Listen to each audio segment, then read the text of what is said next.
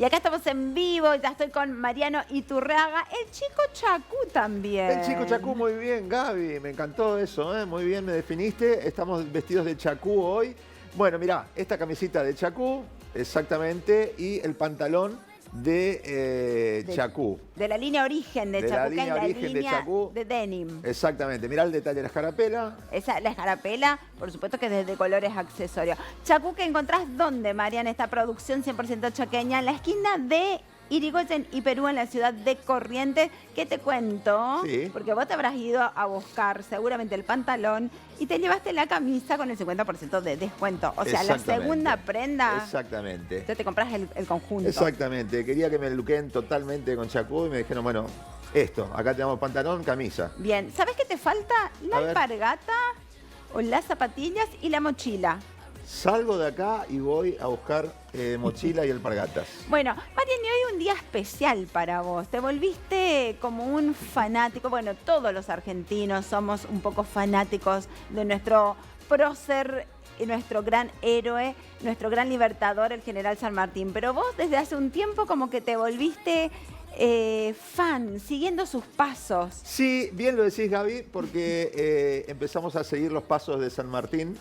Y esto también tiene que ver mi programa Maleta de Loco, porque estamos armando, y junto con la productora María Delirio también, déjame decirlo, déjame incluirlos en todo esto, una especie de especiales acerca de San Martín, de la ruta de San Martín, de los caminos por donde el general hizo historia, del legado que ha dejado en cada uno de esos lugares, ¿no?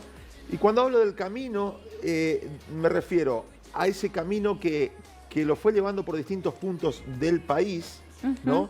Y a ese legado que deja en todos nosotros, ¿no? Así que, bueno, ya empezamos a grabar en algunas locaciones, ¿no? En Buenos Aires, en Mendoza, hicimos el cruce de la cordillera de los Andes. Por ejemplo, yendo a Buenos Aires, ¿qué no te podés perder o a dónde ir para tener ese encuentro con parte de la historia, ¿no? De San Martín. Bueno, te voy a comentar algunos lugares que tenés que conocer, ¿no? Si querés seguir la vida de San Martín, o si querés ver San Martín en el país. Bueno. Déjame, antes de ir a Buenos Aires, ir a Yapeyú. Bueno, porque en Yapeyú, obviamente, esto parece una obviedad, pero vamos a recordar a todo el mundo que San Martín es correntino, nació aquí en nuestra tierra, en Yapeyú. ¿Y qué vas a ver en Yapeyú? Los restos de su casa, las ruinas de su casa natal, ¿no? El templete que lo estamos viendo ahí en pantalla. Y en Yapeyú, Gaby, también están los restos de los padres, ¿no? De Juan de San Martín y de Gregoria Matorras. Bueno, si querés, nos vamos de San Martín. También para ver San Martín podés ir al convento de San Carlos, en San Lorenzo, en Santa Fe, porque hay un museo muy interesante donde vas a encontrar, por ejemplo, el parte diario escrito por el propio San Martín, donde menciona a Baigorria y al saladeño Cabral. Sí, el sargento Cabral. Al sargento Cabral, después subido a rango de sargento por el propio San Martín. ¿No? En ese momento no era sargento. Bueno, ¿dónde más podemos ir para ver a San Martín? Buenos Aires. Nos vamos a Buenos Aires. ¿Qué ver en Buenos Aires? El Regimiento de Granaderos a Caballo, por ejemplo. Bien. El mausoleo donde están los restos del general en la Catedral Metropolitana. Bien. ¿No? Que están resguardados por... Sí, por los granaderos, exactamente. Las granaderas a caballo, pero sin el caballo. No, obvio, porque está dentro de la Catedral Metropolitana. Exactamente. ¿Dónde más podemos ver San Martín Museo Histórico. En Buenos Aires, en el Museo Histórico. ¿Esto dónde está? En Parque Lezama, calle Defensa a 1600, en San Telmo. ¿Qué podemos ver en el Museo Histórico Nacional?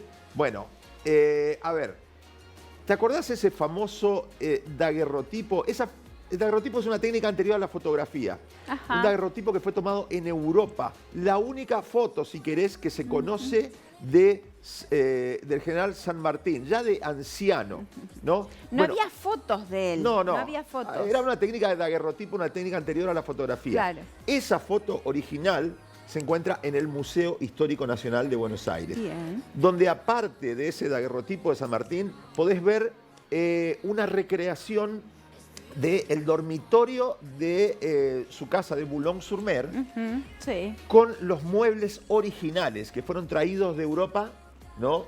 Y la distribución exacta de cómo era su habitación. Exactamente, cómo era su habitación. También podés ver otros objetos del general, como por ejemplo su capa como protector del Perú, Sí.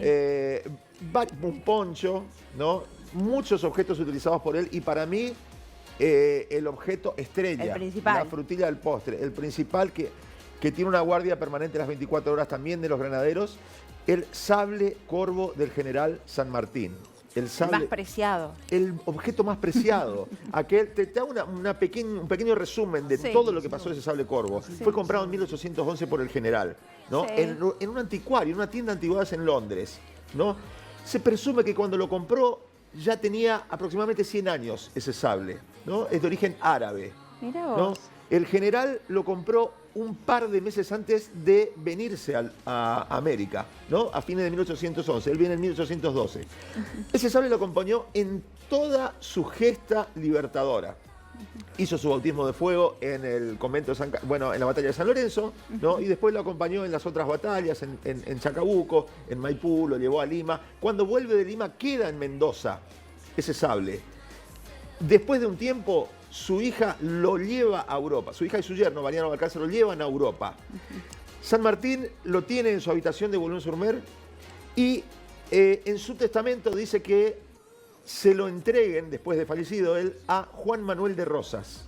Juan Manuel de Rosas lo recibe. Cuando Juan Manuel de Rosas se exilia en Europa, ¿a quién le da la custodia? A Manuelita, la famosa Manuelita. Pero Exactamente. por supuesto, la hija de Ahí, Juan Manuel de Rosas. exactamente, la hija de Juan Manuel de Rosas y al esposo de Manuelita. Bueno, hasta que finalmente después ellos lo donan al Estado argentino y pasa a formar parte del patrimonio del Museo Histórico Nacional. La historia no termina ahí. El sable fue robado en 1963.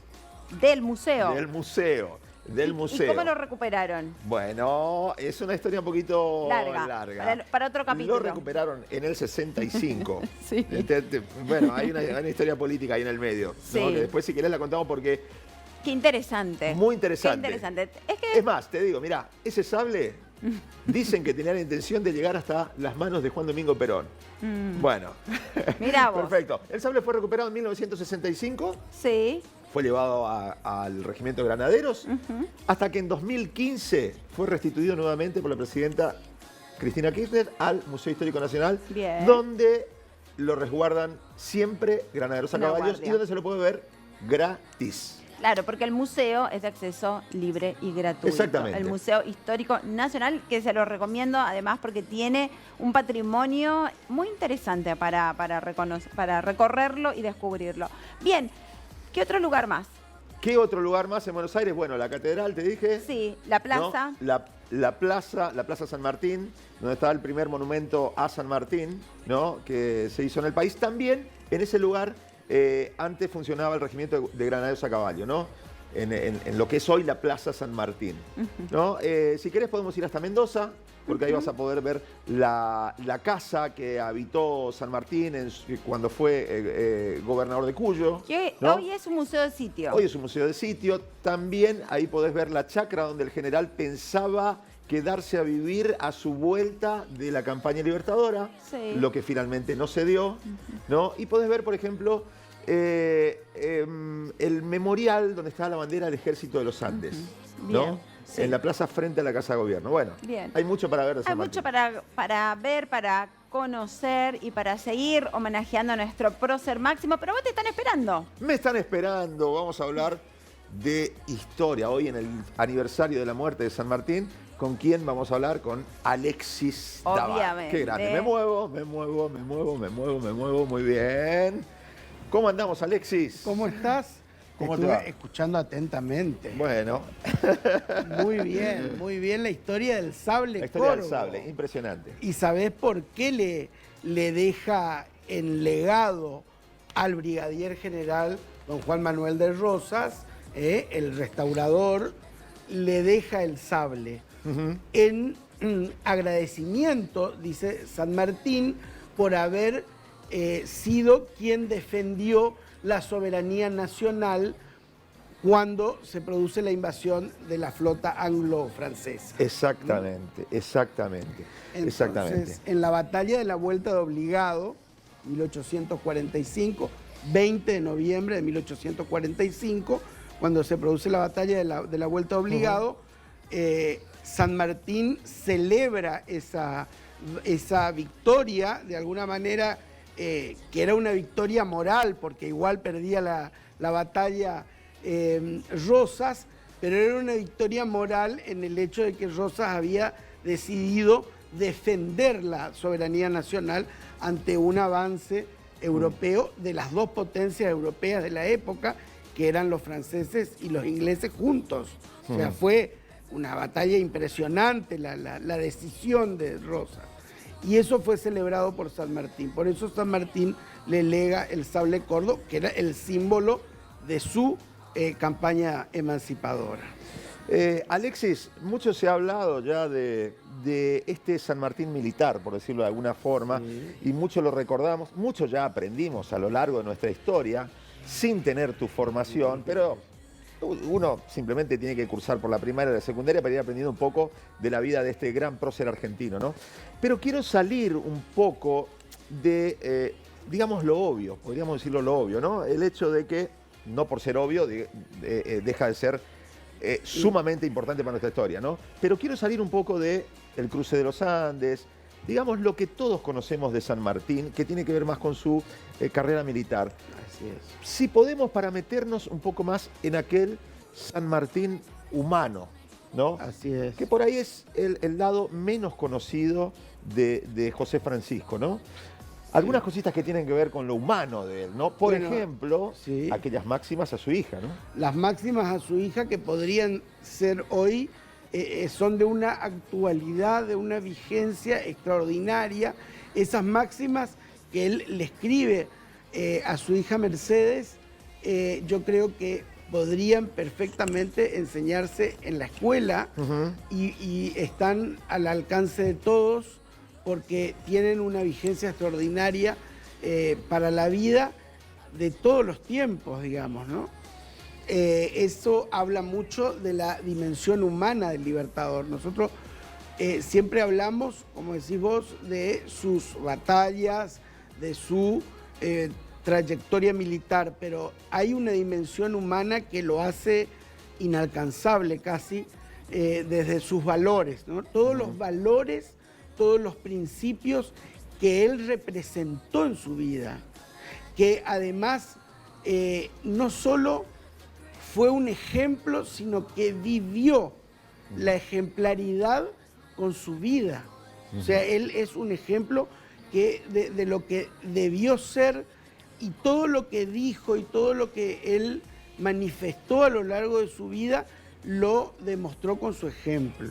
Entonces, él muchas veces habló, y en esas máximas también, de simpleza, de humildad, siendo un grande como San Martín. Claro. Y actuó exactamente con una coherencia extraordinaria. Recuerdo un hecho, Alexis, si me permitís, en aquella famosa entrevista de Guayaquil, que ahora se cumplió el bicentenario, que él decide ponerse al mando de Bolívar, ¿no? Así es. Qué acción tan humilde, ¿no? Siendo uno de los libertadores de la patria. Sabiendo de que Bolívar era una personalidad muy fuerte, absolutamente antagónica con la de él. O sea, San Martín y Bolívar son dos figuras absolutamente antagónicas. Bolívar era un aristócrata que había estado acostumbrado al poder, que había nacido con poder, que siempre tuvo grandes recursos económicos y siempre estuvo al frente de los ejércitos, y era un hombre que estaba acostumbrado a mandar. Entonces, San Martín, con una humildad enorme, le propone ponerse como segundo a las órdenes de Bolívar para que Bolívar continúe y complete la campaña emancipadora que él había iniciado. Y fíjate vos que, bueno, no llegan a un acuerdo, porque la entrevista de Guayaquil tiene eso, ¿no? Un montón de opiniones encontradas, podríamos decir, porque esas dos personalidades tan antagónicas no lograron un acuerdo. Entonces San Martín decidió retirarse en otro acto de humildad, en un enorme acto de humildad. Él decide retirarse y se retira, vuelve a Lima, ¿no? Después de eso, él entrega el protectorado del Perú, él hasta ese momento era el protector del Perú, él entrega la presidencia del Perú para regresar a Buenos Aires y después buscar a su hija para retornar a Europa ya en un exilio autoelegido. Sí, autoexiliado, digamos. Claro, elegido, ¿no? Pero ahí podemos decir que la grandeza de San Martín hasta el último día, cuando decidió retirarse para que continuara la campaña y completara la obra de la libertad americana en la figura de Bolívar, ¿no? Entre esas máximas y esas frases y esa coherencia entre pensamiento y acción, a mí me llamó siempre la atención una que me pareció determinante, ¿no? En su intento de regreso al país, una vez que ya estaba él en Europa, y que en 1828 él decide tomar un buque para volver. Y no desembarca. Porque Lavalle había fusilado a Dorrego, dos de sus subordinados que estuvieron con él en aquella hazaña de los Andes, y él lanza... No, y tenía un gran enemigo, un gran enemigo ya público, que era Rivadavia. Presidente en ese momento. Rivadavia era presidente cuando él vuelve, intentando regresar, pero no vuelve, sino que no desembarca y retoma el viaje a Europa. Montevideo y vuelve a Europa. Pero ahí dice una frase que es: no voy a desenfundar mi sable para pelear contra mis hermanos. Que a mí me parece totalmente coherente, ¿no? Un tipo que la tenía súper clara, vamos a decir hoy, claro. ¿no? Sabía perfectamente quiénes estaban de su lado y quiénes no. Era un hombre que había logrado consensos, pero que también tenía muchos detractores para la época, ¿no es cierto? Un hombre que tenía una autoridad moral y una autoridad intelectual enorme, y eso generaba, por supuesto, un montón de rispideces a su alrededor. Muchos piensan que San Martín podría haber sido el primer presidente en lugar de Rivadavia, porque era un hombre que podía haber alcanzado los consensos como para ser el primer presidente. Eso lo transformó en un enemigo público de Rivadavia. Por eso Rivadavia inclusive hasta le impidió cobrar algunas pensiones que le debía el Estado. En fin, él en ese primer momento del exilio en Europa, él no vive una vida holgada, al contrario, vive estrecheces económicas, tenía problemas financieros porque no llegó a cobrar determinadas pensiones que el Estado argentino le debía. Tampoco la del Perú. Tampoco las del Perú. Y allí aparece la figura de un gran amigo, su mejor amigo, que era Tomás Guido. Tomás Guido era un diplomático, era un hombre de fortuna, Tomás Guido era un hombre rico, que le facilitó los medios, le facilitó los recursos para que él pudiera vivir esos primeros años de su exilio, ¿no? Mediante su inmensa amistad con Tomás Guido. Tomás Guido, de hecho, que tomó las armas siendo diplomático, se hizo militar a pedido de San Martín. San Martín le escribía cartas muy afectuosas, donde se notaba que había un vínculo de amistad muy fuerte entre ellos. Mi amado Lancero le ponía, haciéndole... Mi amado Lancero. Mi amado Lancero, haciéndole una broma, porque lógicamente que Tomás Guido no era un militar de carrera, era como... se había formado de manera empírica en las armas, ¿no? Pero tenía con él una gran amistad y eso le permitió a San Martín poder vivir esos primeros años. Después sí, el Estado le pagó las rentas, después sí él se estableció económicamente y ya tuvo una situación financiera más holgada. Y ahí nuevamente aparece la dimensión humana de San Martín, que estando él en Europa y ya en una situación económica más holgada, mejor posicionado y con posibilidades con otras facilidades, él ayudó a otras personas que enviando dinero a Perú y a Argentina, amigos que él tenía en Mendoza, que le habían quedado de sus años de gobernador intendente en Cuyo, él le envía a sus amigos mendocinos ayuda económica porque sabía que había amigos que estaban pasando penurias. Lo mismo que algunos peruanos, también amigos, que él ayudó desde Europa. Hasta ahí llega su grandeza, ¿no es cierto? Aún en el exilio. Alexis, te hago la última y después vamos a un pequeño corte.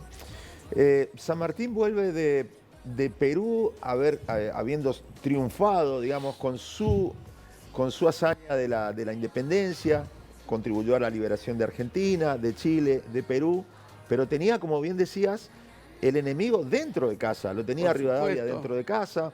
¿En qué momento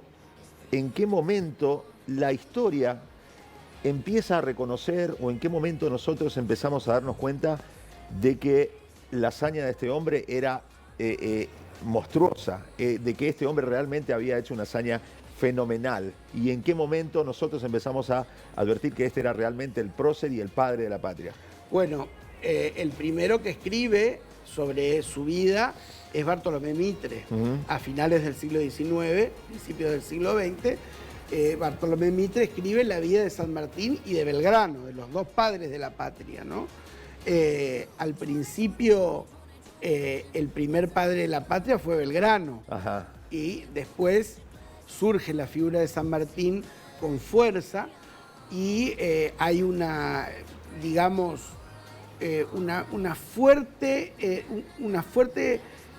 un reconocimiento, una puesta en valor, podríamos decir hoy, de la figura de San Martín desde su genio militar, ¿no es cierto? Es lo primero que le reconocen a él son sus valores como militar.